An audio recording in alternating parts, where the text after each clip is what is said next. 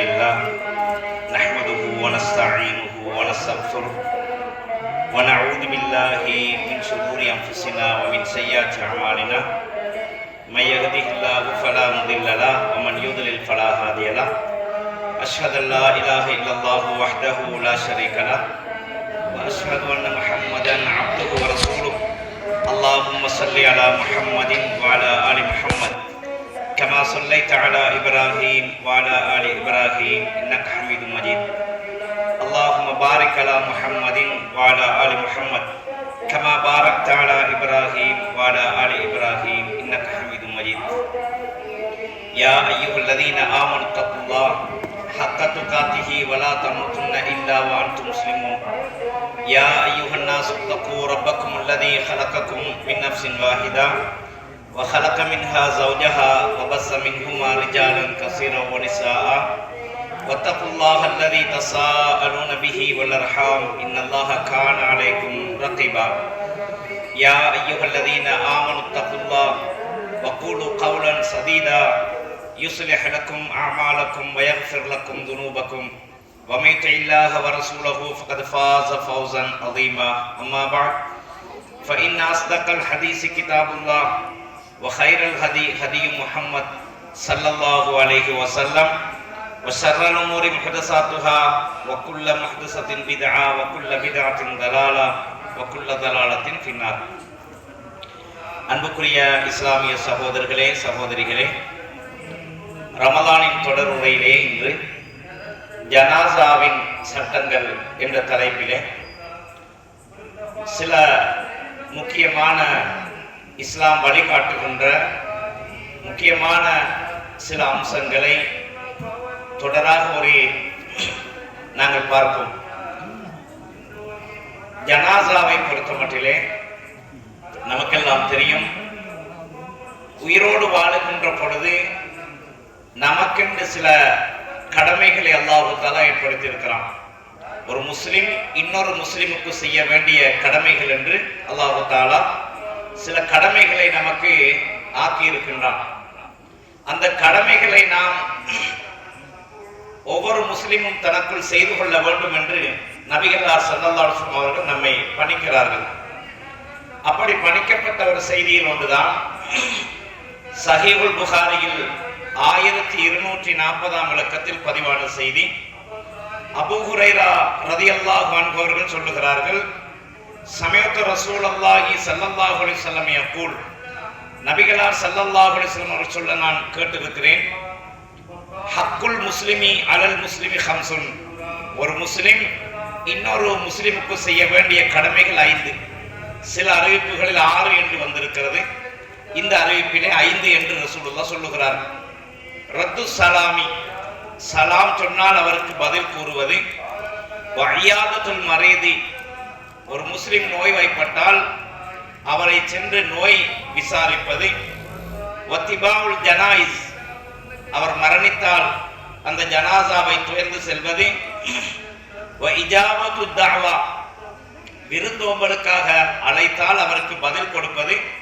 வதஸ்மீத்துல் ஆதிஸ், அவர் தும்முகின்ற பொழுது அவர் தும்மலுக்கு துவா சென்றால் அதற்கு நாம் பதில் சொல்லுவது என்று ஸல்லல்லாஹு சொன்னார்.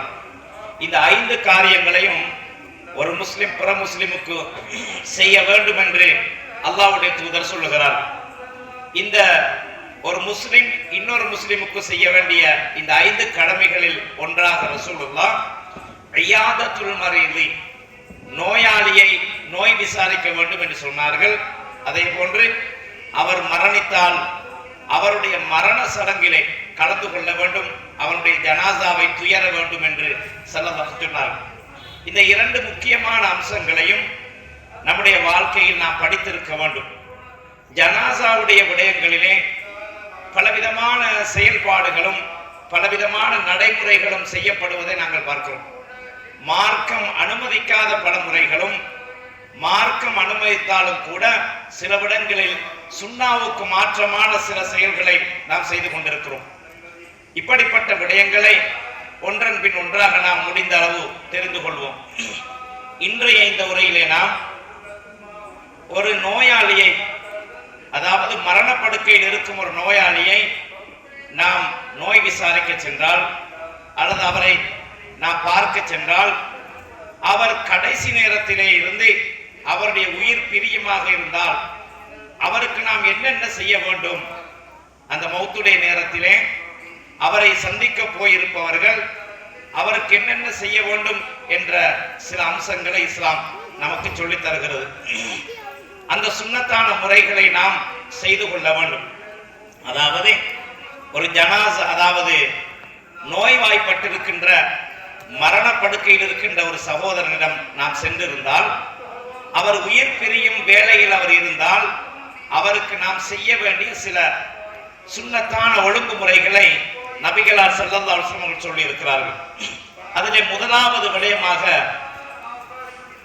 தஸ்கீருஹு, அதாவது என்ன செய்ய வேண்டும் என்றால், மரணப்படுக்கையில் இருக்கின்ற மனிதன் அவர் யாருக்காவது கடன் கொடுக்க வேண்டி இருக்கலாம், அல்லது ஏதாவது யாருக்காவது கொடுக்க வேண்டும் என்று வசியத்து செய்வதற்கு நினைத்திருக்கலாம், அல்லது எதையாவது யாருக்காவது தான் உயிரோடு இருக்கும் பொழுது தர்மம் செய்திருக்கலாம், அது இன்னும் கொடுப்படாமல் இருந்திருக்கலாம். இப்படியான சில அம்சங்கள் அவரிடத்திலே தன் உள்ளத்திலே மறைத்து வைத்திருந்திருக்கலாம். இவற்றை பற்றி மரண வேளையில் அவரிடம் விசாரித்துக் கொள்வது அது சுன்னத்தான விடயம் என்பதை பின்வரக்கூடிய ஹதீஸ் நமக்கு காட்டுவதை நாங்கள் பார்க்கிறோம்.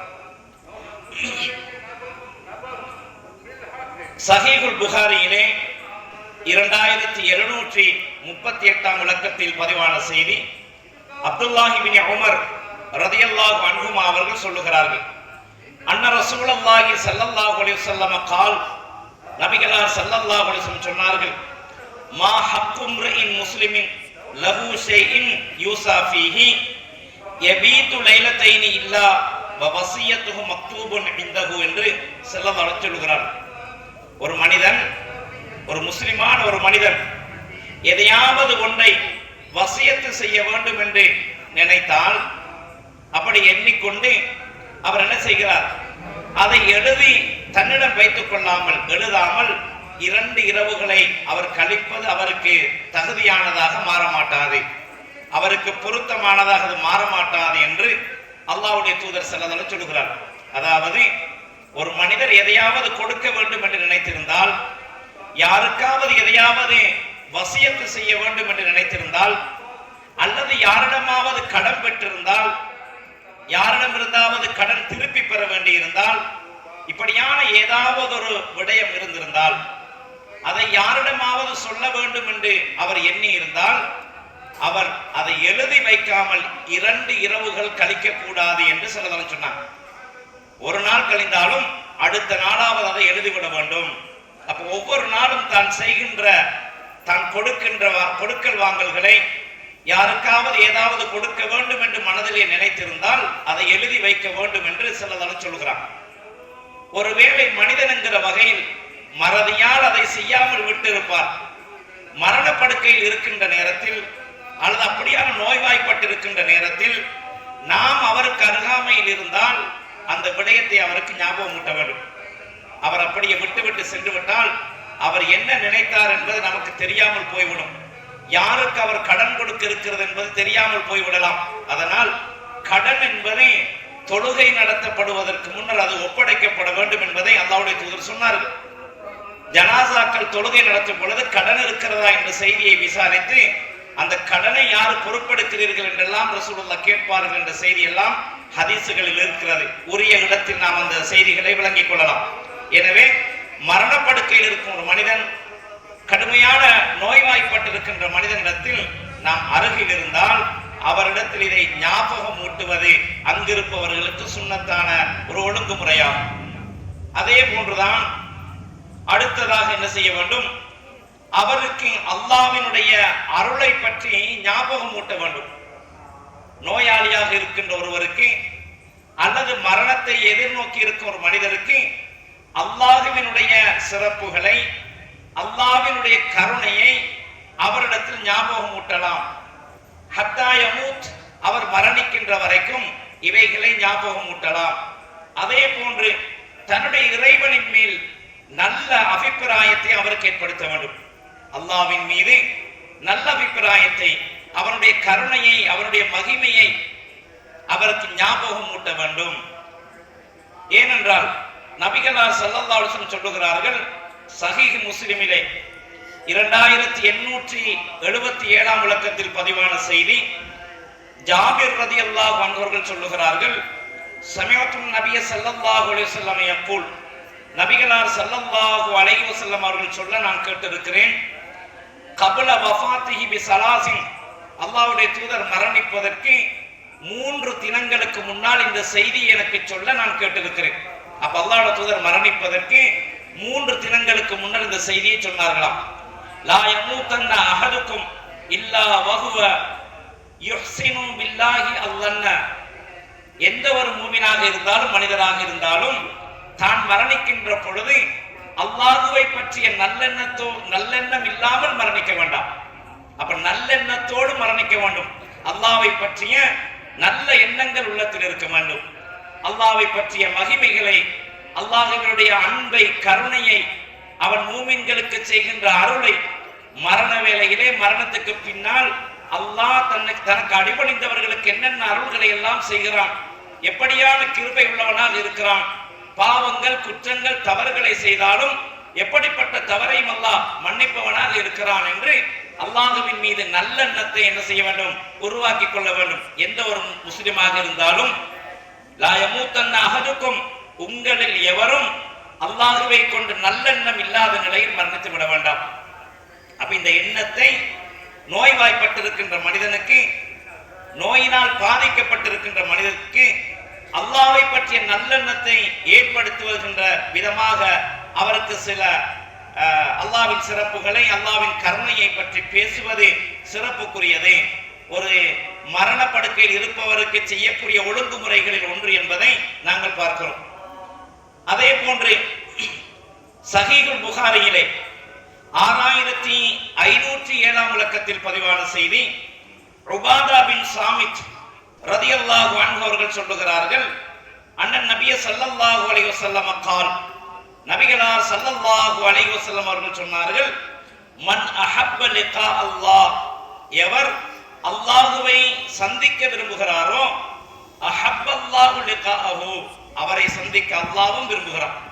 எவர் அல்லாஹ்வை சந்திக்க வேண்டும் என்று விரும்புகிறாரோ அவரை சந்திக்க அல்லாஹ்வும் விரும்புகிறார். வமன் கரிஹ லிகா அல்லாஹ், அல்லாஹ்வின் சந்திப்பை யார் வெறுக்கின்றாரோ, கரிஹல்லாஹு லிகாஹு, அவனை சந்திப்பதை அல்லாஹ்வை வெறுக்கிறான். அப்ப ஒரு மனிதன் மரண வேளையில் அல்லாஹ்வை சந்திக்க விரும்ப வேண்டும்.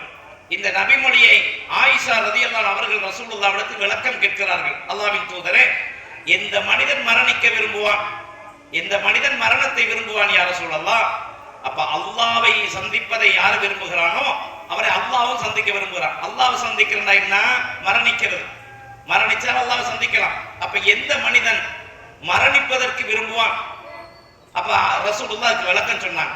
அதனுடைய அர்த்தம் என்னவென்று சொன்னால், மரண படுக்கையில் ஒரு மனிதன் இருக்கும் பொழுது அவன் அல்லாஹ்வினால் அந்த நல்ல மனிதனாக இருந்தால், உலகத்திலே நல்லறங்களை செய்து அல்லாஹ்வுக்கு வழிபட்ட ஒரு இறை பக்தனாக இந்த உலகத்தில் வாழ்ந்திருந்தால், நல்லறங்களை செய்து நன்மைகளை சேகரித்தவனாக அவன் மரணிக்கும் நிலையிலே அவனுக்கு மலக்குகளால் நற்செய்தி சொல்லப்படுகிறது. அப்ப அல்லாஹ் குர்ஆனில் சொல்லி காட்டுகிறான், யாரெல்லாம் அல்லாஹ்வை ஈமான் கொண்டேன் என்று சொல்லிவிட்டு அந்த கொள்கையின் மீது உறுதியாக யாரெல்லாம் இருந்தார்களோ அவர்களுடைய மரண வேளையிலே மலக்குகள் இறங்கி அவர்களுக்கு நற்செய்தி சொல்லுவார்கள் என்று அல்லாஹ் குர்ஆனில் சொல்கிறான். என்ன நற்செய்தி?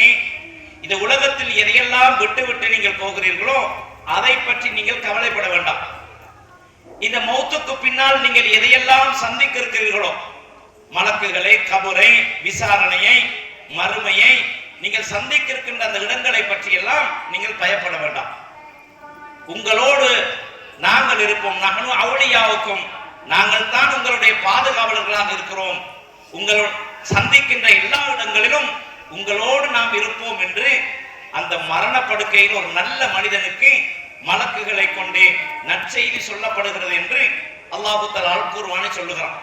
அப்ப மரணப்படுக்கையில் இருக்கின்ற ஒரு நல்ல மனிதன் இப்படியான நற்செய்திகள் எல்லாம் அவனுக்கு சொல்லப்படுகின்ற பொழுது, உனக்கு சொர்க்கம் இருக்கிறது, கபரிலே உனக்கு இன்பமான வாழ்க்கை இருக்கிறது, மகசரிலே உனக்கு வெற்றிகரமான வாழ்க்கை இருக்கிறது, நீ உலகத்தில் அல்லாஹ்வை பயந்து வாழ்ந்ததற்காக முத்தகீன்களுக்கு என்று வாக்களிக்கப்பட்ட சொர்க்கம் உனக்கு இருக்கிறது என்று அந்த நல்ல தகவல்கள், நல்ல செய்திகளை எல்லாம் இந்த மனிதனுக்கு மரணப்படுக்கையில் மலக்குகள் நற்செய்தியாக சொல்லுவார்கள். இந்த நல்லறங்களை பார்த்து, இந்த சொர்க்கத்தின் இன்பங்களை பார்த்து, இந்த கபரிலே இவனுக்கு கிடைக்கின்ற இன்பங்களை பார்த்து அல்லாஹ்வை நான் சந்திக்க வேண்டும், அதையெல்லாம் நான் பெற வேண்டும், அதையெல்லாம் நான் அனுபவிக்க வேண்டும் என்று இந்த மனிதன் ஆசைப்படுவான். அந்த நேரத்தில் அல்லாஹ்வும் அவனை சந்திப்பதற்கு விரும்புகிறான் என்று ரசூல் சொல்றான். இதே போல ஒரு பாவியான மனிதர் உலகத்திலே பாவம் செய்து தீமைகளை செய்து மறுமையை பற்றி எந்த அச்சமும் இல்லாமல் தாந்தோண்டித்தனமாக மனம் போன போக்கிலே மனோவிச்சியை பின்பற்றி உலகிலே வாழ்ந்து மரணிக்கிற மனிதன் மரணப்படுக்கையிலே அவனுக்கு கொடூரமான தோற்றத்திலே மலக்குகள் வருவார்கள். சம்மட்டிகளால் அவன் மீது அடித்து அவனுடைய உயிரை பறிப்பார்கள் என்று நபிகளார் ஸல்லல்லாஹு அலைஹி சொல்லி காட்டுகிறார்கள். இப்படி கொடுமையாக, மிக கடுமையாக அவனுடைய உயிர் பிடுங்கப்படும். அந்த நேரத்தில் உயிர் வாங்கப்பட்டதற்கு பின்னர் இவன் சந்திக்க இருக்கின்ற இடங்கள் எல்லாம் அவனுக்கு காண்பிக்கப்படுகிறது. ஃபகஸஃப்னா அன்க கிதாக், உன்னுடைய திரை நீக்கப்படும். அல்லாஹ் சொல்லுகிறான். என்ன திரை? மரணப்படுக்கை ஒரு மனிதனுக்கு நடக்கின்ற என்ன விடயத்தை நாம் அறிய மாட்டோம். மரணப்படுக்கையில் ஒரு மனிதனுக்கு எப்படியான அகோரமான கொடூரமான தண்டனைகள் நடக்கிறது, உயிர் வாங்கும் மலக்குகள் எப்படி அவனை கஷ்டப்படுத்துகிறார்கள் என்பதெல்லாம் நாம் உயிரோடு வாழுகின்ற நமக்கு தெரியாது. நம்முடைய கண்ணுக்கு அது மறைக்கப்பட்டிருக்கிறது. எனவே அல்லாஹ் அங்க சொல்லுகிறான், ஃபகஸஃப்னா அன்க கிதாக், மரணப்படுக்கையிலே உன்னுடைய திரையை நீக்கி விடுவோம். எது உனக்கு மறைக்கப்பட்டிருந்ததோ அந்த மறைவானவற்றை எல்லாம் நீ அங்கு பார்ப்பாய். பார்க்கின்ற பொழுது அவன் அந்த நரகத்தின் கொடுமை, கபரினுடைய பயங்கரமான விசாரணை, மலக்குகளுடைய கொடூர தோற்றம், இதையெல்லாம் கண்டவுடனே அல்லாஹ்வை சந்திப்பதற்கு அவன் விரும்ப மாட்டான். இந்த நிலையில் நான் போய் அல்லாஹ்வை சந்தித்தால் எனக்கு பயங்கரமாக இருக்குமே என்று அல்லாஹ்வை சந்திப்பதை அவன் விரும்ப மாட்டான், அவன் வெறுப்பான். அந்த நேரத்திலே தான் நபிகளார் சொன்னார்கள், வமன் கரிஹ லிகா அல்லாஹ், அல்லாஹ்வின் சந்திப்பை யார் வெறுக்கிறானோ கரிஹ அல்லாஹு லிகாஹு, அவனையும் அல்லாஹ் சந்திக்க வெறுக்கிறான். அப்ப இந்த நிலைமை ஒரு பாவியான மனிதனுக்கு ஏற்படும் என்பதை அல்லாஹ்வுடைய தூதர் சொன்னார்கள். எனவே இந்த மனிதனுடைய மரணப்படுக்கையில் இருக்கின்ற இந்த நல்ல மனிதனுக்கு, அது நல்லவரோ கெட்டவரோ நமக்கு தெரியாது, அல்லாஹ்வுக்கும் அவனுக்கும் உள்ள செய்தி. நமக்குள்ள செய்தி என்ன? அவனுடைய உள்ளத்தில் நல்லெண்ணத்தை ஏற்படுத்துவது, அல்லாஹ்வை பற்றி நல்ல சிந்தனைகள் ஏற்படுத்துவது, அல்லாஹ்வை பற்றிய அவனுடைய கருணையை சொல்லிக் கொடுப்பது போன்ற நல்ல விடயங்களை நோயாளியாக இருக்கின்ற ஒருவன் அல்லது மரணத்தை எதிர்நோக்கக்கூடியவனாக இருக்கின்ற ஒரு மனிதனுக்கு அங்கே உட்கார்ந்து இருப்பவர்கள், அந்த இடத்தில் இருப்பவர்கள் இந்த நல்லுணர்வுகளை அவனுக்கு ஊட்டுவது ஒரு மரண தருவாயில் இருக்கவனுக்கு செய்யக்கூடிய ஒரு சுன்னத்தான ஒழுங்குமுறை என்பதை இந்த நபிமொழி நமக்கு உணர்த்துகிறது. அதே போன்றுதான் மரணப்படுக்கையில் இருக்கின்ற மனிதன் உயிர் பிரிய போகுது, உயிர் பிரிந்துவிடும் என்ற நிலைப்பாடு இருக்குமாக இருந்தால், அந்த அடையாளங்களை நாம் காணுவோமாக இருந்தால், அந்த இடத்தில் அவனுக்கு கலிமாவை சொல்லிக் கொடுப்பது சுன்னத்தாகும். மரண வேளையில் இருக்கின்ற மனிதனுக்கு கலிமாவை சொல்லிக் கொடுப்பது சுன்னத்தாகும். நபிகளார் ஸல்லல்லாஹு அலைஹி சொன்னதாக சஹீஹ் முஸ்லிமிலே 916ஆம் இலக்கத்தில் பதிவான செய்தி. அபூ சயீத் அல் குத்ரி ரலியல்லாஹு அன்ஹு அவர்கள் சொன்னார்கள், கால ரசூலுல்லாஹி ஸல்லல்லாஹு அலைஹி வஸல்லம், நபிகளார் ஸல்லல்லாஹு அலைஹி வஸல்லம் அவர்கள் சொன்னார்கள், லக்கினு மௌதாக்கும் லா இலாஹ இல்லல்லாஹ், மரணிக்க இருக்கின்ற மனிதனுக்கு லா இலாஹ இல்லல்லாஹ் என்ற கலிமாவை சொல்லிக் கொடுங்கள், ஞாபகம் ஊட்டுங்கள் என்று அல்லாஹ்வுடைய தூதர் ஸல்லல்லாஹு அலைஹி வஸல்லம் சொல்லுகிறார்கள். எனவே மரணப்படுக்கையில் இருக்கும் ஒரு மனிதனுக்கு இந்த வார்த்தைகளை நாம் சொல்ல வேண்டும். அதே போன்று ரசூலுல்லாஹ் சொன்னார்கள், அபூ தாவூத் என்ற கிரந்தத்தில் பதிவான செய்தி, 3116ஆம் இலக்கத்திலே பதிவான செய்தி. முஆத் இப்னு ஜபல் ரலியல்லாஹு அன்ஹு அவர்கள் சொல்லுகிறார்கள், அன்ன ரசூலுல்லாஹி ஸல்லல்லாஹு அலைஹி வஸல்லம் قال, நபிகளார் ஸல்லல்லாஹு அலைஹி வஸல்லம் சொன்னார்கள், மன் கான ஆகிரு கலாமிஹி லா இலாஹ இல்லல்லாஹ் தஹலல் ஜன்னah, எவருடைய இறுதி வார்த்தை மரண வேளையில் எவருடைய இறுதி வார்த்தை லா இலாஹ இல்லல்லாஹ்வாக இருக்கிறதோ அவர் சொர்க்கத்திலே நுழைந்து விடுவார் என்று அல்லாஹ்வுடைய தூதர் ஸல்லல்லாஹு அலைஹி வஸல்லம் சொன்னார்கள். நுழைந்து விட்டான் என்று ரசூலுல்லாஹ் இறந்த கால வினை சொல்லி சொன்னார்கள். எனவே மரணப்படுக்கையில் இருக்கும் ஒரு மனிதனுக்கு லா இலாஹ இல்லல்லாஹ் என்ற கலிமாவை நாம் சொல்லிக் கொடுக்க வேண்டும். அந்த வார்த்தையை மொழிந்து அது அவனுடைய இறுதி வார்த்தையாக அமையுமாக இருந்தால் அவனுக்கு சொர்க்கம் நிச்சயமாகி விட்டது என்பதை அல்லாஹ்வுடைய தூதர் ஸல்லல்லாஹு அலைஹி வஸல்லம் சொல்கிறார். எனவே மரண வீட்டுக்கு நாம் சென்றால் அல்லது மரண வேளையில் இருக்கும் ஒரு மனிதன், நோய்வாய்ப்பட்டிருக்கும் ஒரு மனிதனுடைய வீட்டுக்கு சென்றால் தேவையற்ற வார்த்தைகள் பேசுவது, அவருடைய உள்ளத்தை பயமுறுத்துவதை போன்று பேசுவது, இப்படித்தான் அந்த வீட்டிலும் நடந்தது, இப்படித்தான் அங்கும் இருந்தான், இப்படித்தான் இங்கும் இருந்தான், அவருடைய உயிர் போய்விட்டது என்ற போன்ற வார்த்தைகளை சொல்லி அவரை பயமுறுத்துவது, அவர் விரும்பாத வார்த்தைகளை அங்கு பேசுவது, அவருக்கு நோயாளியாக இருப்பவர்களுக்கு தொந்தரவு கொடுக்கும் விதமாக நடந்து கொள்வது, நீண்ட நேரம் அவர் விரும்பாதவர்கள் அந்த இடத்தில் நின்று அவருக்கு தொந்தரவு செய்வது போன்ற காரியங்களை பொதுவாக தவிர்த்து கொள்ள வேண்டும். அது மரணப்படுக்கையில் இருக்கின்ற நோயாளியாக இருந்தாலும் சாதாரண நோய்வாய்ப்பட்டிருக்கிற மனிதனாக இருந்தாலும் நோயாளிக்கு ஆறுதலை கொடுக்க வேண்டும், நோயாளிக்கு தொந்தரவு கொடுக்க கூடாது. நாம் கதைத்துக் கொண்டிருப்பதை அவர் விரும்ப மாட்டார் என்றிருந்தால் அந்த இடத்தில் நோயை மட்டும் விசாரித்து விட்டு நாம் எழுந்து சென்று விட வேண்டும், அவருக்கு ஓய்வு கொடுக்க வேண்டும். இப்படியான விடயங்கள் மனித நேயத்தோடு நாங்கள் நடந்து கொள்ள வேண்டும் என்பதை இஸ்லாம் நிறைய இடங்களில் அது சம்பந்தமாக வலியுறுத்துவதை நாங்கள் பார்க்கலாம். எனவே மரணப்படுக்கையில் இருக்கும் மனிதனோடு இந்த இது போன்ற செய்திகளை நாம் செய்ய வேண்டும். அதே போன்று அவர் மரணித்து விட்டார், உயிர் பிரிந்து விட்டது என்று சொன்னால் அந்த நேரத்தில் நாம் என்ன செய்ய வேண்டும்? அவருடைய கண்ணை மூடிவிட வேண்டும், கண்ணை மூடிவிட வேண்டும்.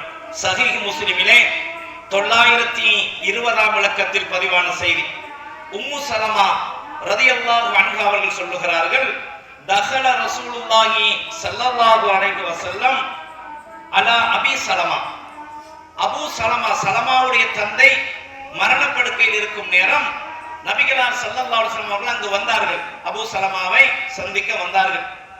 வகது ஷக்க பஸருஹு, அவருடைய உயிர் பிரிந்து அவருடைய கண் பார்வை, கண் திறந்து இருந்தது, கண் மூடப்படாமல் அவருடைய கண் பார்வைகள் திறந்திருந்தன.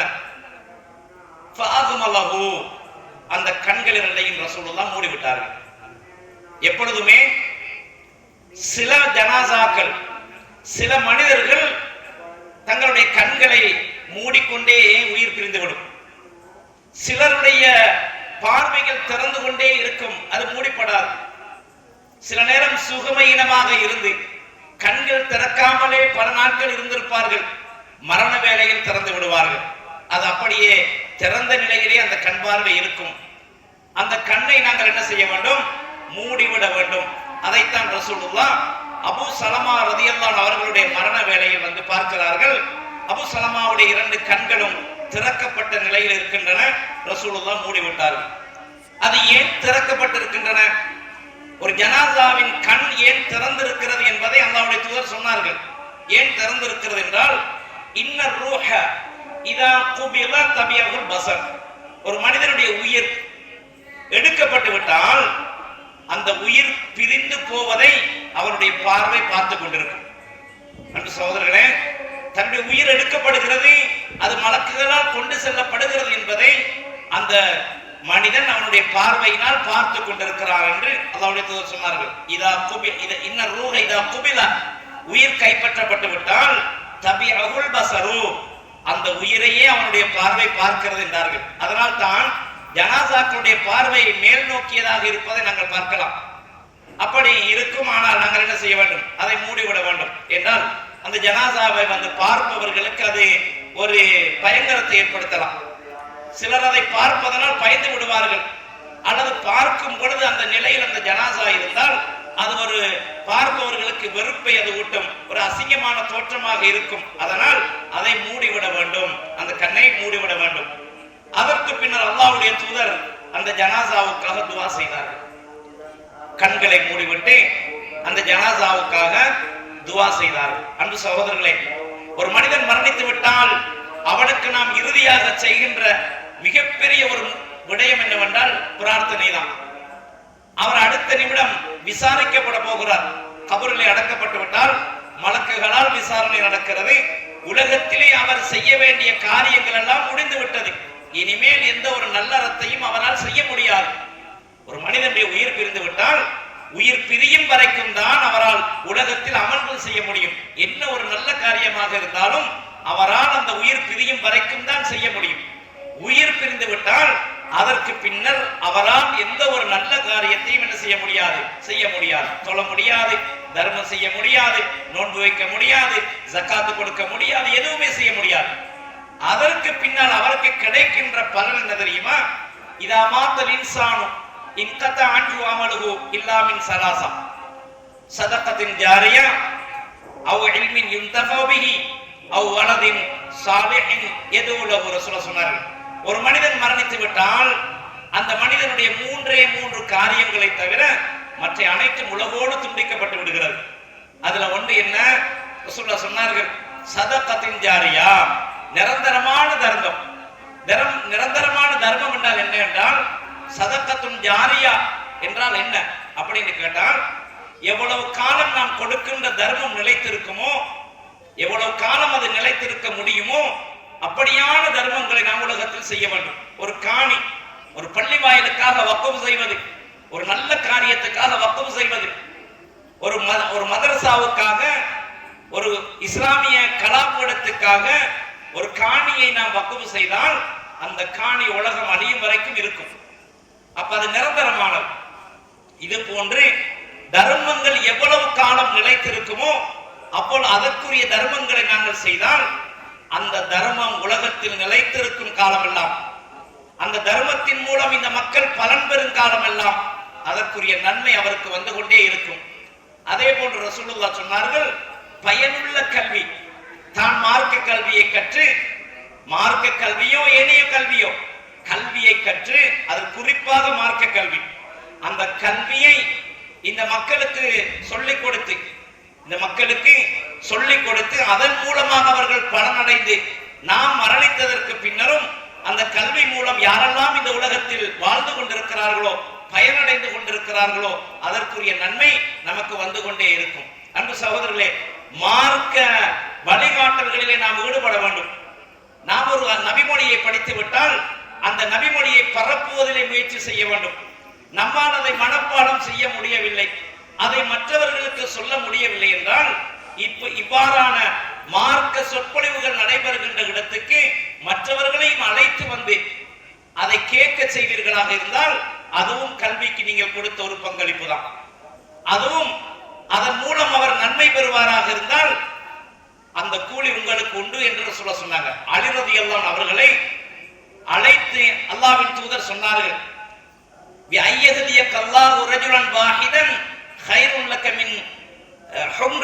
என்று ரசூலுல்லாஹ் சொன்னார்கள். அலி ரலியல்லாஹு சொன்னார்கள், உன் மூலமாக ஒரு மனிதனுக்கு நேர்வழி கிடைக்குமாக இருந்தால் செந்நிற ஒட்டகை இருப்பதை விட உனக்கு மேலானது. சிவப்பு நிற ஒட்டகை என்பது அல்லாஹ்வுடைய தூதருடைய காலத்தில் மிக பெருமதியான ஒரு சொத்தாக அவர்களிடத்தில் இருந்தது. இன்று ஒரு விமானம் நம்முடைய கையில இருக்குமாக இருந்தால் அது நமக்கு எவ்வளவு பெரிய விலைமதிக்க சொத்தாக இருக்குமோ அது போன்ற ஒரு பெரிய சொத்தாக அன்று அந்த மக்கள் மதித்த மிகப்பெரிய விலைமதிக்கத்தக்க சொத்து என்றால் சிவப்பு நிற ஒட்டகை அவர்களிடத்தில் இருப்பதுதான். அப்ப அலி ரலியல்லாஹு அன்ஹு ரசூலுல்லாஹ் சொல்றாங்க, ஒரு மனிதனிடத்திலே அன்று செந்நிற ஒட்டகை இருக்குமாக இருந்தால் எவ்வளவு பெரிய பணக்காரனோ, எவ்வளவு பெரிய உயர்ந்தவனோ அதை விட சிறந்தது உலகத்தில் ஒரு மனிதனுக்கு உன்மூலம் நேர்வழி கிடைப்பது என்று சொன்னார். அப்ப நாம் ஒவ்வொருவரும் சிந்திக்க வேண்டும், நம்முடைய வாழ்க்கையில் யாருக்காவது நான் ஒரு நேர்வழியை காட்டி இருக்கிறேனா? நான் அன்று ஒரு பயானிலே சொன்னேன், ஒரு மனிதர் தொழுகை நடத்திய ஒரு இமாமிடத்திலே போய் எனக்கு ஏதாவது சொல்லித்தாருங்கள் என்று கேட்ட பொழுது அந்த 2 கலிமாவை சொல்லிக் கொடுத்து இறுதி நேரம் வரைக்கும் அவர் சொல்லி கடைசியில் வைத்தியருக்கும் உபதேசம் செய்து அவருடைய உயிர் பிரிந்த வரலாறு. இப்படியான நிலைமைகளை நாமும் ஏற்படுத்த வேண்டும். இப்படியான நல்ல நிகழ்ச்சிகள், மார்க்க சொற்பொழிவுகள், மார்க்க உபன்யாசங்கள் நடக்கின்ற இடத்திலே, மார்க்க போதனைகள் நடக்கின்ற இடத்திலே நம்மால் முடிந்த அளவு மற்றவர்களுக்கும் நேர்வழி கிடைக்கட்டும், அதன் மூலம் எனக்கு நன்மை கிடைக்கட்டும் என்று ஒருவரையாவது நாம் அழைத்து வர வேண்டும். ஒவ்வொரு நாளும் வருகின்ற பொழுது ஒருவரையாவது நாம் என்ன செய்ய வேண்டும்? அழைத்து வருவோமாக இருந்தால், நாம் கூட்டி வந்த காரணத்தினால் அவருக்கு ஒரு நேர்வழி கிடைக்குமாக இருந்தால் நிச்சயமாக நாமும் அலி ரலியல்லாஹு அவர்களுக்கு ரசூலுல்லாஹ் சொன்ன நன்மையை அடைந்தவர்களாக இருப்போம் என்பதில் எந்த விதமான சந்தேகமும் கிடையாது. எனவே நாங்கள் மற்றவர்களுக்கு பயனுள்ளவர்களாக நடந்து கொள்ள வேண்டும். அதைத்தான் ரசூலுல்லாஹ் இந்த நபி மொழிகளில் சொல்லுகிறார்கள். அப்போ ஒரு மனிதனுடைய உயிர் கைப்பற்றப்பட்டு விட்டால் என்ன நடக்கிறது? அந்த உயிர் செல்லும் வழியையே அவருடைய பார்வை பார்த்து கொண்டிருக்கிறது என்று சொல்லிவிட்டு ரசூலுல்லாஹ் அபூ சலமா ரலியல்லாஹு அன்ஹு அவருடைய கண்களை மூடிவிட்டு பிரார்த்தனை செய்தார். அப்ப இந்த பிரார்த்தனை எவ்வளவு முக்கியம் என்பதை பார்த்துக் கொள்ளுங்கள். இந்த பிரார்த்தனை நாங்கள் செய்ய வேண்டும். ஒவ்வொரு ஜனாசாவிலும் கலந்து கொள்ளும் பொழுது இஹ்லாஸோடு, மன தூய்மையோடு, நம்மோடு இருந்த ஒரு சகோதரன் பல தவறுகளை நமக்கு செய்திருக்கலாம், அந்த நிலைமையில் நாம் மன்னித்து விட வேண்டும். அவருடைய குறைகளை சொல்லக்கூடாது. ரசூலுல்லாஹ் சொன்னாங்க, யாரு மரணித்தாலும் மரணித்தவர்களுடைய குறைகளை நாம் பேசக்கூடாது, அவருடைய நலவுகளை நாம் சொல்ல வேண்டும், அவர் செய்த நல்லவைகளை நாம் பேச வேண்டும். உள்ளத்தால் அவருக்காக நாம் சகோதரத்துவமாக நாம் பிரார்த்தனை செய்ய வேண்டும். அந்த பிரார்த்தனை ஒன்றுதான் சகோதரர்களே அவர்கள் நம்மிடத்தில் எதிர்பார்க்கிறார்கள். கடைசி வேளையில் நாம் அவர்களுக்கு செய்யும் நம்மால் முடிந்த ஒரு காரியம் அந்த பிரார்த்தனை தான்.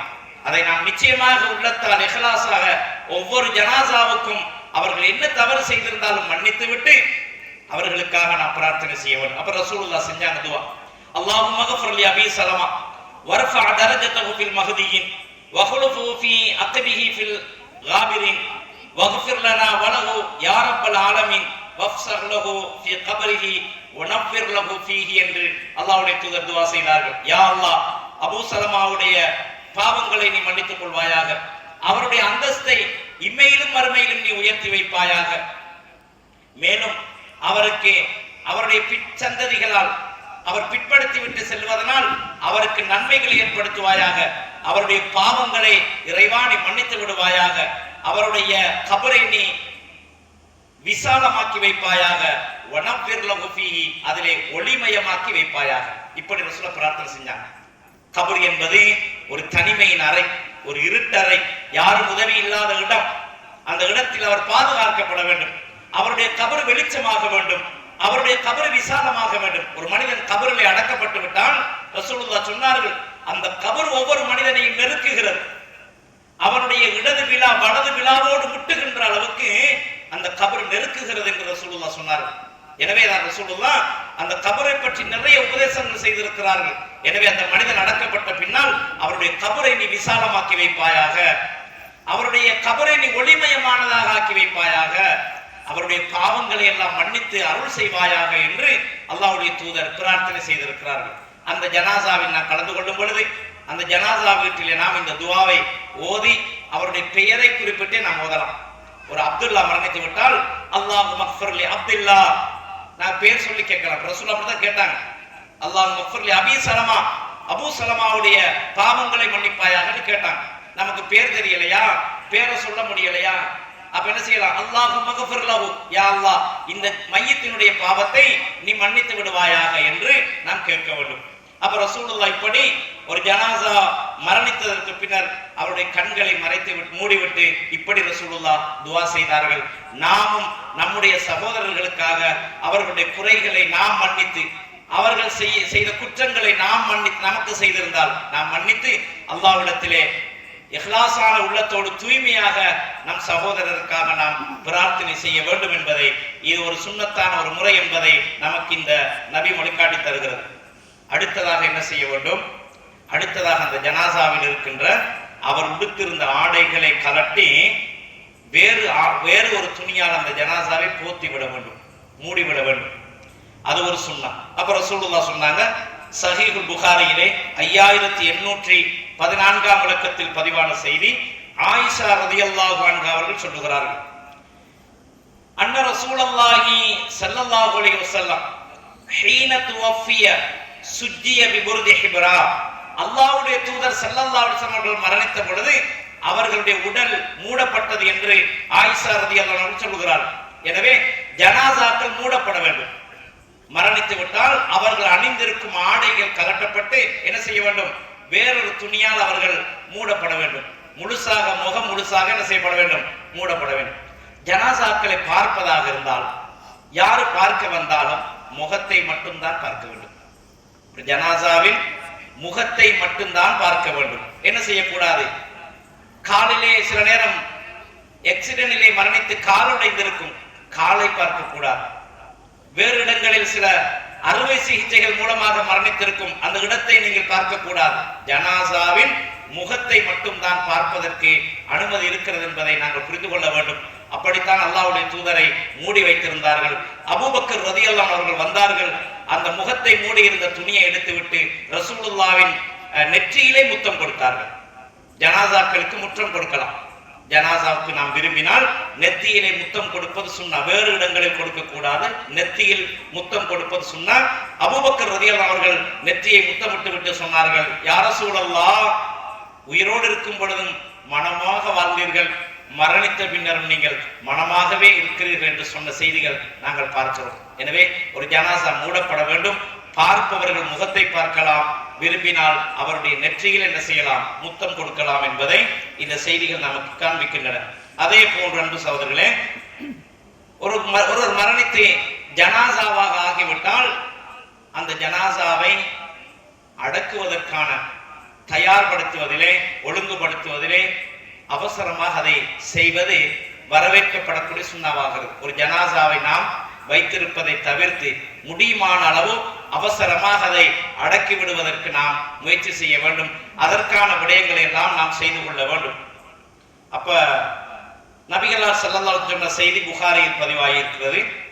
அபூ ஹுரைரா ரலியல்லாஹு அன்ஹு அவர்கள் சொல்லுகிறார்கள், அண்ணன் நபிய ஸல்லல்லாஹு அலைஹி வஸல்லம் قال, நபிகளார் ஸல்லல்லாஹு அலைஹி வஸல்லம் சொன்னார்கள், அஸ்ரிஉ பில் ஜனாஸா, ஜனாசாக்களை நீங்கள் அவசரப்படுத்துங்கள்.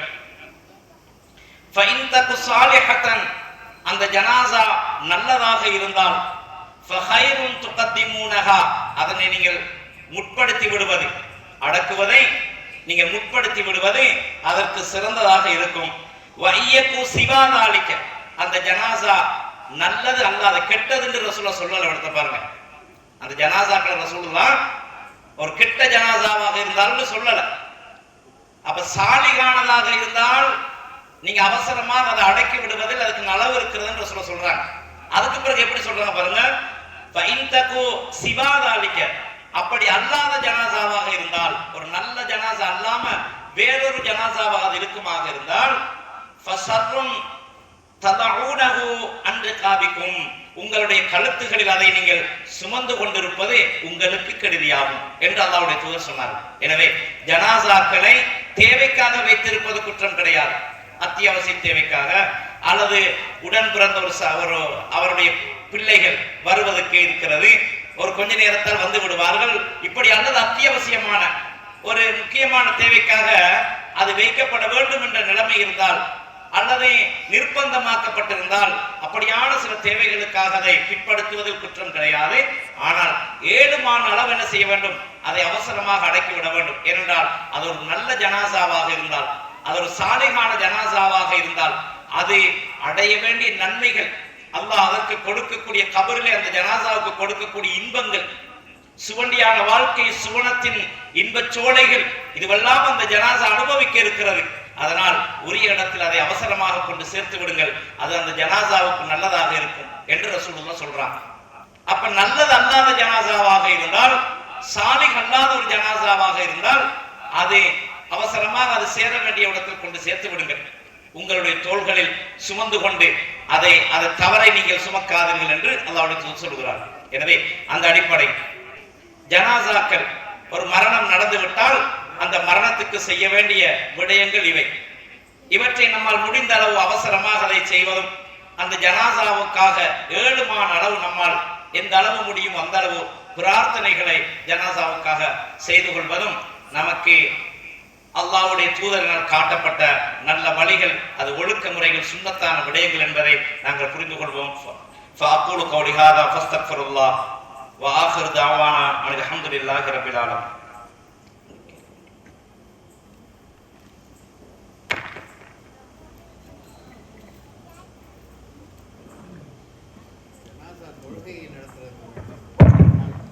நாளைக்கு அந்த தலைப்பு தொடர்ந்து அந்த கழிவு, அதாவது தாய் தகப்பனுக்கு எப்படி அந்த தான தர்மம் செய்யணும்னு சொல்லி நன்மைகள் செய்யறோம். அல்லாஹ்வுக்கு என்ன கேட்கறாங்கன்னு கேட்டா, இப்ப மரணித்தவங்களுக்காக தர்மம் செய்யுங்க அப்படின்னு நிறைய செய்திகள் இருக்கு. அந்த தர்மத்தை எப்படி செய்யணும் அப்படின்னு கேட்கிறாங்க. மரணித்தவங்களுக்கு தர்மம் செய்யறதா எப்படி செய்யறது? அவங்களுக்காக நோம்பு பிடிக்கலாமா? அவங்களுக்காக தொழுவலாமா? இந்த மாதிரி கேட்கிறாங்க. அப்ப தர்மத்தை பொறுத்தவரையில் நபிகளார் ஸல்லல்லாஹு அலைஹி வஸல்லம் காலத்துல சில சஹாபாக்கள் ரசூலுல்லாஹ் வந்து சொல்றாங்க, என்னுடைய தாய் மரணித்து விட்டால் யார் சொல்லலாம், என் தாய்க்காக நான் ஏதாவது செய்யலாமா? இன்னொரு நபி தோழர் வந்து இருக்கிறார், என்னுடைய தந்தை மரணித்து விட்டார், அவர் பேச முடியாமல் இருந்து மரணித்து விட்டார், அவர் பேசி இருந்தால் தர்மம் செய்ய சொல்லியிருப்பார் என்று நினைக்கிறேன் என்றெல்லாம் இப்படி பல செய்திகள் கேட்டாங்க. அப்ப ரசூலுல்லாஹ் சொன்னாங்க தர்மம் செய்யுங்க அப்படி சொன்னாங்க. அதுலயும் ரசூலுல்லாஹ் குறிப்பா சொன்னாங்க, மரணித்த உங்கள் பெற்றோர்களுக்காக மரணித்தவர்களுக்காக நீங்க செய்யற தர்மத்துல தண்ணீர் வசதியை ஏற்படுத்தி கொடுப்பது மிகச் சிறந்தது என்றாங்க. அப்ப அந்த ரசூலுல்லாஹ்வுடைய காலத்துல தண்ணீர் வசதி அந்த மக்களுக்கு கஷ்டமாக இருந்தது. அதனால ரசூலுல்லாஹ் அதுல ஊக்கப்படுத்தினாங்க. அப்ப தர்மங்கள் எந்த அளவு நிலைத்திருக்கக்கூடிய தர்மமாக இருக்குமோ அப்படியான தர்மங்கள் நீங்க செய்யலாம். அந்த ஜனாசாவுக்காக, நம்முடைய மரணித்து போன பெற்றோர்களுக்காக தர்மங்கள் நிலைத்திருக்கக்கூடிய தர்மங்களை செய்தால் முடியுமாக இருந்தால் நம்மால் அதை செய்து விடுவது நல்லது. அல்லது வேறு தர்மங்கள் நம்மால் எது செய்ய முடியுமோ அந்த தர்மங்களை செய்யலாம். ஆனால் தொழுகை, நோன்பு இது போன்றவைகளை நாம் பிடித்து தொழுது அவர்களுக்கு அனுப்ப முடியாது. அதுக்கு எந்த ஆதாரமும் கிடையாது. இப்ப நோன்பு பொறுத்த மட்டும் ஒன்று செய்யலாம். என்னன்னு கேட்டா, ஒருவர் நோன்பு ஃபர்லான நிலையில அந்த நோன்பு என்ன செய்தாரு, விட்டுட்டாரு. ஒரு பிரயாணத்துக்காக விட்டாரு அல்லது ஏதோ ஒரு காரணத்துக்காக நோன்பை விட்டாரு. கலா செய்யறதுக்கு முன்னால மூத்தாயிட்டாரு. இப்ப நீங்க அந்த நோன்பை கலா செய்யலாம். அவங்களுக்குரிய ஒரு வழிகாரன் அவங்களோட கடமையான அந்த நோன்பை கலா செய்யலாமே தவிர நாங்க நோன்பு நோக்கிற காலங்கள் அவங்களுக்காக நோன்பு நோக்கலாம். இப்ப ஒரு சுண்ணத்தான நோன்பு நோக்க போறோம், எனக்கும் சேர்த்து அடுத்த நாளைக்கு எங்க தாய்க்கு அப்படி பிடிக்கலாம். அதே போல என்ன செய்யலாம், தொழுவை இல்லாத அவங்களுக்காக தர்மங்கள் செய்யலாம். தர்மம் பொதுவாக இஸ்லாம் அனுமதித்திருக்கு. அது எந்த தர்மம் ஒன்று இல்லை, எதை நீங்க செய்தாலும் என்ன செய்யும், தர்மம் பார்ப்போம். ஆனால் தர்மம் செய்யறோம்ங்கிற பேர்ல என்ன செய்யப்படாது, வீட்டுல பெரிய சமையல் செஞ்சுட்டு இருக்கிற உலமாக்கள் எல்லாம் கூப்பிட்டு ஊர்ல யாருக்கெல்லாம் திங்கிறதுக்கு வசதி இருக்குது அவங்க எல்லாம் கூப்பிட்டு கத்தம் வரப்படாது. அந்த கத்தம் செய்யறாரு. இமாம் ஷாஃபி ரஹ்மத்துல்லாஹ் அந்த அல் குர்ஆனுடைய வசனத்துக்கு அழகாக விளக்கம் சொன்னார். வஅல்லைஸ லில் இன்சானி இல்லா மா ஸஅ வ அன்ன ஸஅயஹு ஸௌஃப யுரா என்ற வசனத்துக்கு இமாம் ஷாஃபி அழகாக விளக்கம் சொன்னாங்க. என்னன்னு கேட்டா, ஒரு மனிதன் அல் குர்ஆனை ஓதி தன் மரணித்தவர்களுக்காக ஹதியா செய்தால் அது அவர்களுக்கு சேராது. அப்ப அவங்களுக்கு கேட்கிற துவா மட்டும் தான் போகுமே தவிர அந்த மாதிரியான ஒரு இதை செய்யலான்றாங்க. ஒரு சில அறிஞர்கள்ட்ட கருத்து வேறுபாடு இருந்தாலும் கூட அந்த அல் குர்ஆனுடைய வசனத்துக்கு இமாம் ஷாஃபி ரஹ்மத்துல்லாஹ் அந்த விளக்கம் தான் சொல்றாங்க. அதனால தர்மங்கள் என்பதை என்ன செய்யலாம், நீங்க யாருக்கு பசித்தவங்களுக்கு உணவு கொடுக்கலாம் அல்லது வேறாவது கொடுக்கலாம். ஆனா கொடுக்கிற நேரத்தில் எனக்கு துவா செய்யுங்க, எங்க தாய்க்கு துவா செய்யுங்கன்னு கேட்கக்கூடாது. ஏன்னா நீ கொடுத்த தர்மத்துக்கு ஒரு கூலியை நீங்க அவங்ககிட்ட எதிர்பார்க்கிற மாதிரி போகும். உங்க மனசுல அந்த நீயத்தை வச்சு கூட நீங்க கொடுக்கலாம்.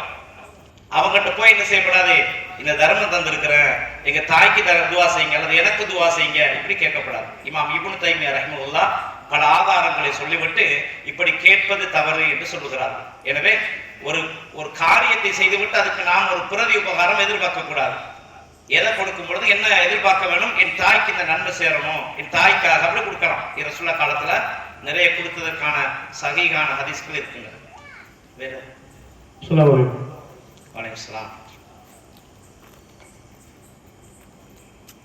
உங்களுடைய உரையில இறந்து போன மையத்தை உறவுகள் மகனோ இல்லை சகோதரனோ பார்க்கறதுக்கு குறிப்பிட்ட நேரம் வரைக்கும் வைக்கலாம்னு சொன்னீங்க, அனுமதி இருக்கு அப்படிங்கிற மாதிரி சொன்னீங்க. எவ்வளோ நேரம் வைக்கலாம்? ஏன்னா எங்கள் ஊரில் பெரிய அநியாயம் நடந்துகிட்டு இருக்கு. ஃப்ரீசர் பாக்ஸில் அந்த ஜனாசாவை போட்டு 24 மணி நேரத்துக்கு மேலே அதை வச்சு வந்துட்டு இருக்காங்க, வெளிநாட்டுக்கு வந்துட்டு இருக்காங்க அப்படிங்கிற மாதிரி வச்சுட்டு இருக்காங்க. ஒரு முறை 3 நாட்கள் ஃப்ரீசர் பாக்ஸில் இருந்துச்சு. அமெரிக்காவில இருந்து ஒருத்தர் வர்றாருன்னு சொல்லி இந்த மாதிரி வைக்கிறதுக்கு அனுமதி இருக்கா? வலைக்கம் அஸ்ஸலாம். அல்லாஹ்வுடைய தூதர் ஸல்லல்லாஹு அலைஹி வஸல்லம் அவருடைய ஜனாஸா வைக்கப்பட்டிருந்தது. அது ஏன் வைக்கப்பட்டிருந்தது என்றால், ரசூலுல்லாஹ் மரணித்து விட்டால் அங்க தலைவர் ஒன்று இல்லை. அந்த முஸ்லிம் சமூகத்துடைய தலைவர் யாரு என்ற ஒரு குழப்ப நிலை அங்க இருந்தது. யாரை தெரிவு செய்யறது, எப்படி தெரிவு செய்யறது, ரசூலுல்லாஹ் எப்படி தொழுவிக்கிறதா இல்லையா, ரசூலுல்லாஹ் வச்சு யாருக்கு தொழுவிக்கிற அதிகாரம் இருக்குது, இத மாதிரி நிறைய பிரச்சனைகள் அவங்க இருந்ததுனால அதை கொஞ்சம் என்ன செஞ்சாங்க, வச்சிருந்தாங்க. அந்த முடிவுகள் காணும் வரைக்கும் வச்சிருந்தாங்க. இது அத்தியாவசியமானது, அது வைக்க வேண்டிய நிர்பந்தம், அதனால் வச்சிருந்தாங்க. அது அல்லாம ரசூலுல்லாஹ் வழிகாட்டல் கேட்டா, உங்களால எந்த அளவு அவசரமாக ஜனாசாக்களை அடக்க முடியும் அந்த அளவு அடக்கணும். அப்போ ஒரு மகன் வருவதற்காக நாங்க 2 நாள் 3 நாள் வச்சிருக்கிறதெல்லாம் அது ஜனாசாவுக்கு நாங்க செய்கின்ற முறையாக இருக்காது.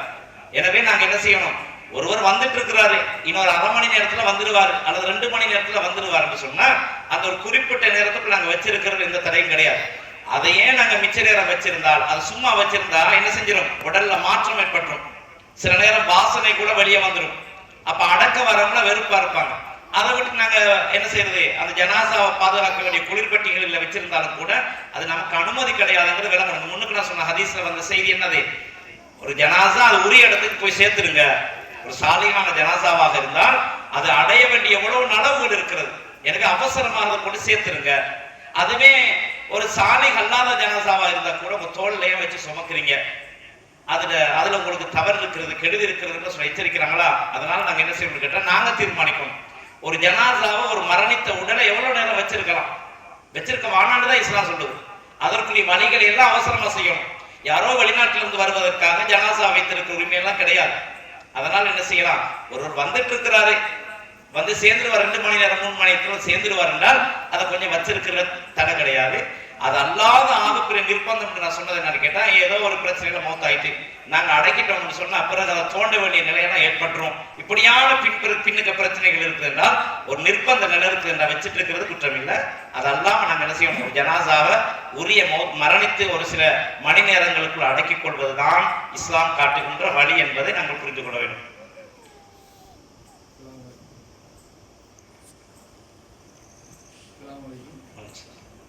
ஜனாசாவை கபூர்ல அடக்கம் பண்ணும்போது 3 பிடி மண்ணெண்ணி போடுறாங்கல்ல, இது சொன்னாவா? நாளைக்கு சொல்லுவாங்க. அது இன்னும் அந்த அடக்கிற சப்ஜெக்ட்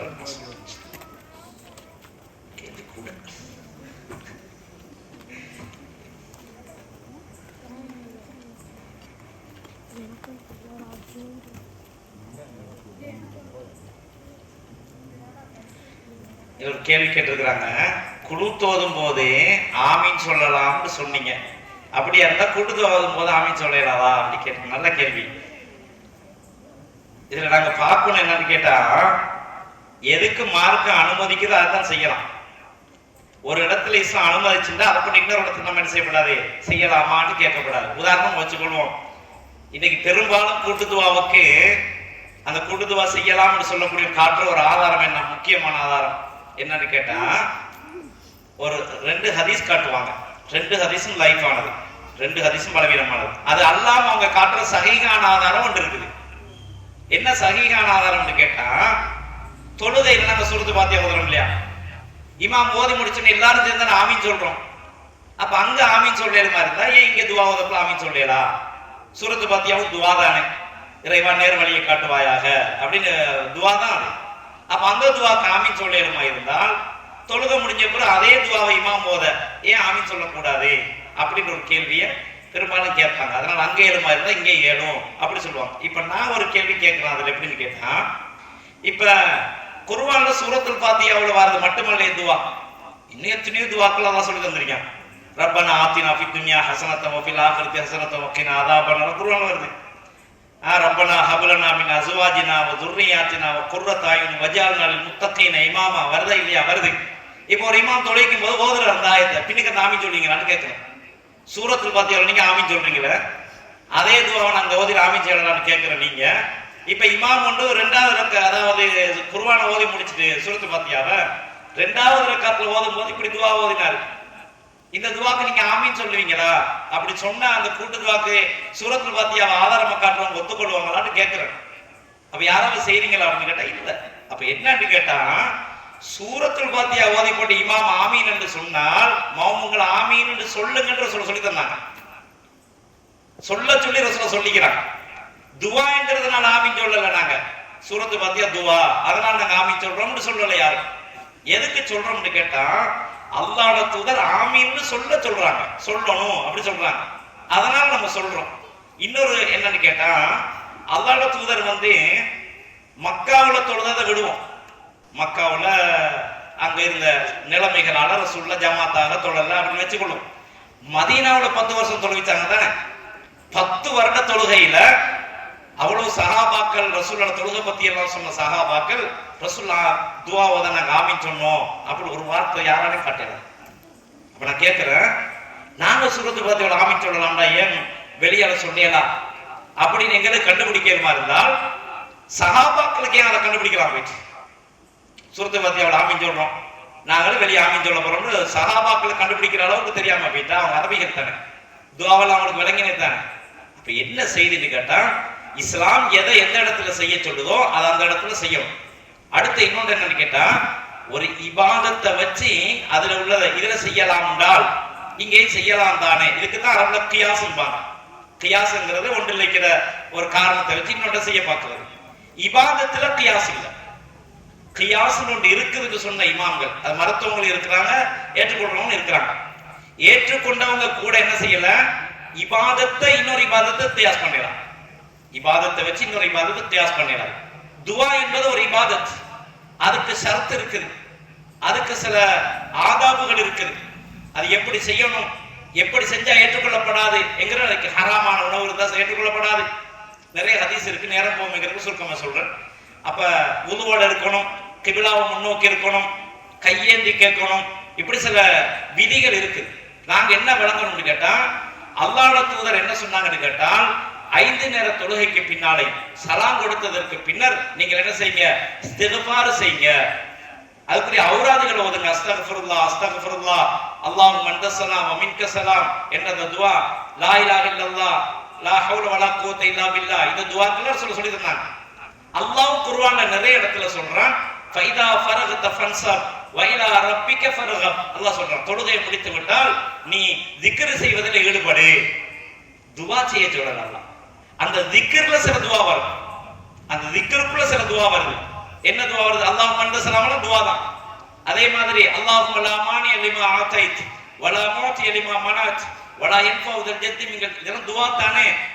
இந்த துஆவெல்லாம் ரசூல் ஓதினாங்க. எப்படி ஓதினாங்க? கை தூக்கல, மௌமுங்கள் ஆமீன் சொல்லல, இப்படி ஒரு நிலையில தான் ஓதினாங்க. அந்த முறையில தான் ஃபைதா ஃபரகத ஃபன்ஸப் அல்லாஹ் சொல்றான், தொழுகையை முடித்தால் திக்ர்ல ஈடுபடு. அப்ப நாங்க அதுதான் செய்யணுமே தவிர அல்லாஹ்வுடைய தூதருடைய வழிகாட்டலுக்கு மாற்றமாக நாங்க செய்ய போகக்கூடாது. அப்படி ஒரு துவா இல்லை. அப்ப வலந்தாளின் என்ற இடத்துல ஆமீன் சொல்ல சொன்னது அல்லாஹ்வுடைய தூதர், தொழுகையை முடிச்சதுக்கு பின்னால திக்ர் செய்யுங்க சொல்லி தந்தது அல்லாஹ்வுடைய தூதர். அதே அல்லாஹ்வுடைய தூதர் என்ன செய்யல, அந்த துவா ஓதல. அதனால அப்படி ஒரு இடத்துல துவா ஓதுறது பிதா, மார்க்கம் அனுமதிக்காத ஒரு தவறான விடயம் என்பதை நாங்க புரிஞ்சு கொள்ள வேண்டும். அப்படி ஒரு துவா இல்ல. தொழுகை முடிஞ்சதுக்கு பின்னால நாங்க திக்ருகள், அவுராதுகள், தஸ்பீஹாத்துகள் எல்லாம் சொல்ல வேண்டும்.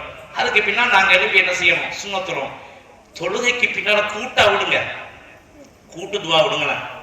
தொழுகைக்கு பின்னால ரசூலுல்லாஹ் கையேந்தி துவா ஓதினான்னு ஒருத்தர் ஒரு ஆதாரம் காட்டிடுமா? யாருக்கு சார், யாருக்காலும் காட்டிடுமான்னு கேட்குறேன். ரசூலுல்லாஹ் 5 நேர தொழுகையை முடிச்சு போட்டு சலாம் கொடுத்ததுக்கு பின்னால கையேந்தி துவா செய்ய நான் கண்டேன். ஏதாவது ஒரு சஹாபி சொன்னது இல்லை. இமாம் இப்னு தைமியா சொல்றாங்க, தொழுகை ஃபர்லான தொழுகை முடித்ததுக்கு பின்னால் அவுராது மட்டும் தான் ஓதும், துவா செய்யலாம். அப்படி ரசூலுல்லாஹ் கேட்டதுக்கு எந்த ஆதாரமும் கிடையாதுன்றாங்க. சொல்லிவிட்டு என்ன சொல்றாங்க, அவர்கிட்ட கேள்வி கேட்கப்படுது. அப்ப தொழுகை முடிஞ்சது பிறகு எது சிறந்தது? தொழுகை முடிஞ்ச பிறகு எழுப்பி சுண்ண தொழுகிறான் சிறந்தது அப்படின்னு சொல்றாங்க. அதுக்கு தான் ஆதாரம் இருக்கு. சுண்ண தொழுகிறதுக்கும் அவுராது செய்யறதுக்கும் துவா ஓதினதுக்கு எந்த ஆதாரமும் கிடையாது. தொழுகையில துவா ஓத சொல்லி ஹதீஸ் இருக்குது. தொழுகையில ரசூலுல்லாஹ் ஓதினாங்க. அது எங்க ஓதினாங்கன்னு கேட்டா, அத்தஹியாத்துல நாங்க ஸலவாத் ஓதுவோமே, அத்தஹியாத்துல ஸலவாத் ஓதுவோம். ஸலவாத் ஓதி முடிஞ்சதுக்கு பின்னால நாங்க துவா ஓதலாம். அதுல ரசூலுல்லாஹ் கேட்க சொன்னாங்க, தொழுகையில நீ துவா கேட்கணும். எங்க கேட்கணும்? 2 இடம். தொழுகையில துவா கேட்க வேண்டிய இடம் 2 தான். ஒன்று சுஜூது. ரசூலுல்லாஹ் சொன்னாங்க, அல்லாஹ் மிகவும் கவனிக்கின்ற முக்கியமான இடம் சுஜூது. எனவே ஃபஜ்தஹிது துஆ, அதுல நீ துஆவை கேட்கறதுல முயற்சி செய்யலாம். எவ்வளவு துஆ கேட்கலாம் அவ்வளவு கேளு. அதே போல சொன்னாங்க, அத்தஹியாத்துல சலாம் கொடுப்பதற்கு முன்னர் நபிகளார் மீது ஸலவாத்து சொன்னதற்கு பின்னர் அதுல துஆ கேட்க சொன்னாங்க. அதுல தஜ்ஜாலை விட்டு, மரண வேதனையை விட்டு, கபருடைய வேதனையை விட்டு துஆ கேட்கறது. அதே போல சொன்னாங்க, உனக்கு தேவையானதெல்லாம் கேளுங்க ரசூலுல்லாஹ். அப்ப அதனால அந்த 2 இடத்துலையும் தான் நாங்க துஆ கேட்கணும். தொழுகைக்கு பின்னால கேட்கிறேன்னு கொண்டு இல்லை. அப்ப அடுத்தது குனூத்துக்கு கேட்டாங்க. அப்ப அங்க ஓதல்னா குனூத்துல ஓதல்னா இங்க ஓதலாமா? குனூத்துல ஒரு செய்தியை விளைவிக்கணும். நான் நேற்று அல்லது முந்த நாள் இது கேள்வி வந்ததுக்காக இதை சொல்லியிருந்தேன். அந்த குனூத்துங்கிறது என்னங்கிறத நீங்க விளைவிக்கணும். வித்ரு தொழுகையில இன்னைக்கு எல்லா பள்ளிகளையும் ஓதப்படுற குனூத் அல்லாஹும்ம ஹ்தினி ஃபீமன் ஹதைத் அப்படி ஒரு துஆவே இல்லை. குனூத்துல ஓத சொல்லி அப்படி ஹதீஸே இல்லை. அது வந்த ஹதீஸ் ஷாது. அதுதான் நான் நல்லா விளங்கப்படுத்தினேன். அல்லாஹும்ம ஹ்தினி ஃபீமன் ஹதைத் என்று வந்த துஆ ஷாதானது, ஹுசைன் ரலியல்லாஹு அவர்களுக்கு அல்லது ஹசன் 2 மாதிரியும் வந்திருக்கு. அவங்களுக்கு ரசூலுல்லாஹ் கற்றுக் கொடுத்ததாக வந்திருக்கு. அதுல குனூத்துல வித்ர்ல என்ற வார்த்தைகள் வந்த செய்தி எல்லாம் லைஃப் ஆனது. எனக்கு ஓதுறதுக்கு ரசூலுல்லாஹ் ஒரு துவா கற்று தந்தாங்கன்ற வர செய்தி தான் சகியானது. அந்த துவா வேண்டாம், நீங்க ஓதுங்க, எங்க ஓதுங்க, குனூத்துல இல்ல, அது சும்மா தொழுகைக்கு பின்னால ஓதுங்க, அல்லது அத்தையாத்துல ஓதுங்க, அல்லது எதுல நீங்க சுஜூதுல ஓதுங்க, உங்களுக்கு ஓத அனுமதிக்கப்பட்ட இடங்கள்ல அதுல ஓதலாம். ஆனா ருக்குவுக்கு பின்னால் அந்த துவா ஓதினா இந்த ஹதீஸும் இல்லை. அப்ப குனூத் இருக்குதான்னு கேட்டதுக்கு இருக்குன்னு எதை வச்சு சொன்னான்னு கேட்டா, சஹாபாக்கள் ஓதி இருக்கிறாங்க, அவங்க ஓதின துவாக்கள் வேற, இதை ஓதல அவங்க வேற துவாக்கள். அந்த துவாக்களை நம்ம என்ன செய்யலாம், விரும்பினா ஓதலாம், அது ஓதாமல் இருக்கிறது தான் நல்லது என்ற அல்லாஹ்வுடைய தூதர் செய்யலாம். அந்த அடிப்படையில் அடுத்து நிறைய கேள்வி இன்ஷா அல்லாஹ், மீதி கேள்விக்கு நாளைக்கு இன்ஷா அல்லாஹ் வருது.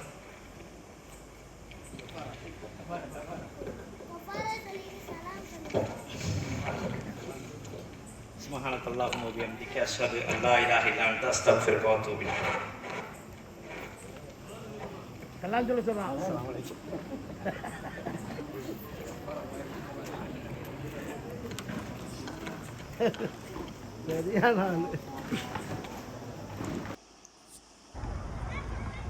அஸ்ஸலாமு அலைக்கும் வரஹ்மத்துல்லாஹி வபரகாத்துஹு. மன்சூர் காக்கா நல்லா இருக்கீங்களா? ஒரு சின்ன செய்தி என்னென்னா, யூடியூப் சேனல் உங்களுடைய க்ரியேட்டிவிட்டி சேனலை நான் தொடர்ந்து வாட்ச் பண்ணுறேன். அல்ஹம்துலில்லாஹ், ரொம்ப சந்தோஷம். தொடர்ந்து நிறைய வீடியோக்களை எடுங்க, பதிவு பண்ணுங்கள். இதில் என்னென்னா, குடும்பங்களை எல்லாம் நம்ம சந்திக்கிறோம், இது மூலமாக உறவினர்கள் எல்லாம் பார்க்குறோம். நம்ம பிள்ளைங்களுக்கெல்லாம் இதை அறிமுகப்படுத்தி வைக்கிறோம் அவங்கள யூடியூப்பில். இவங்க தான் இன்னார் தான் இன்னார் அப்படின்னு சொல்லிட்டு. அதனால் நிறைய பேருக்கு வந்து அதில் அதிருப்தி இருக்கலாம், என்னடா இவர் ஒரு வீடியோ கேமரா எடுத்துகிட்டு இருக்காரு அப்படின்னு சொல்லிட்டு. இதில் என்ன ஒரு பெரிய விஷயம்னு சொன்னோன்னா, நம்ம குடும்பங்களை வந்து நம்ம தெரிஞ்சுக்கிறதுல இது ஒரு பெரிய ப்ளஸ்ஸு. நம்ம மாதிரி வெளிநாட்டில் வாழ்கிறவங்களுக்கு நல்ல விஷயங்களை, கல்யாணங்கள் எல்லாம் சந்திக்காத பார்க்காத இதுக்கு இது ஒரு திருப்தியாக இருக்குது. தொடர்ந்து இன்ஷா அல்லாஹ் இதில் ஈடுபடுங்க, எங்களுடைய சப்போர்ட் உங்களுக்கு இருக்குது.